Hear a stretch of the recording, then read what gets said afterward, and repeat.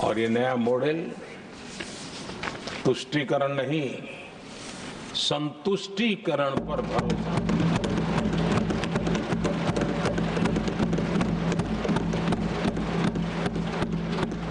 पहले के मॉडल में, खास करके कांग्रेस के कालखंड में, तुष्टीकरण, हर चीज में तुष्टीकरण, यही उनका एक प्रकार से औषधि बन गई थी उनकी राजनीति को करने की। और उन्होंने स्वार्थ नीति, राजनीति, देश नीति, सबका एक घोटाला करके रखा हुआ था। तरीका ये होता था कि छोटे तबके को कुछ दे देना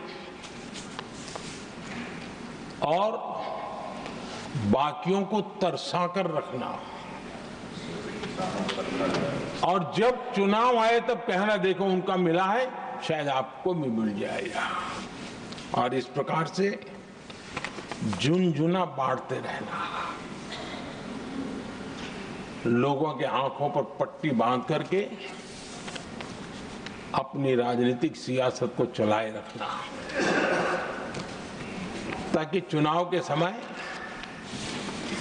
वोट की खेती हो सके। यही कार्य चलता रहा। आदरणीय सभापति जी, हमारी कोशिश रही है कि भारत के पास जो भी संसाधन है, उन संसाधनों का ऑप्टिमम यूटिलाइजेशन किया जाए। भारत के पास जो समय है, उस समय का भी बर्बादी से बचा करके पल पल का उपयोग देश की प्रगति के लिए, जन सामान्य के कल्याण के लिए, उसी पर वो खर्च हो। और इसलिए हमने एक अप्रोच अपनाया, सैचुरेशन का अप्रोच।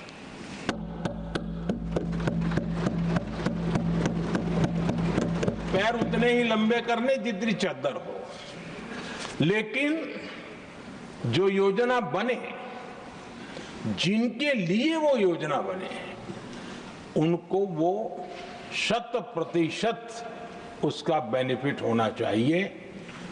किसी को दिया, किसी को नहीं दिया, किसी को लटका करके रसक रखा और उसको हमेशा प्रताड़ित करते रखना और उसको निराशा की गर्त में धकेल देना, उन सिचुएशन से हमने बाहर आकर के सैचुरेशन अप्रोच की ओर हमारे काम को आगे बढ़ाया है।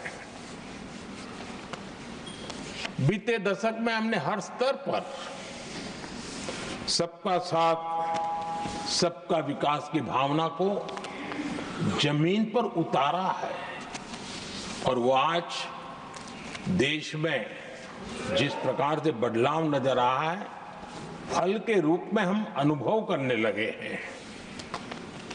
हमारे गवर्नेंस का भी मूल मंत्र यही रहा है, सबका साथ, सबका विकास।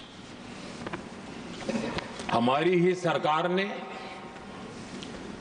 SC, ST एक्ट को मजबूत बनाकर दलित और आदिवासी समाज के सम्मान और उनके सुरक्षा के संबंध में अपनी प्रतिबद्धता भी दिखाई और हमने उसको बढ़ाया।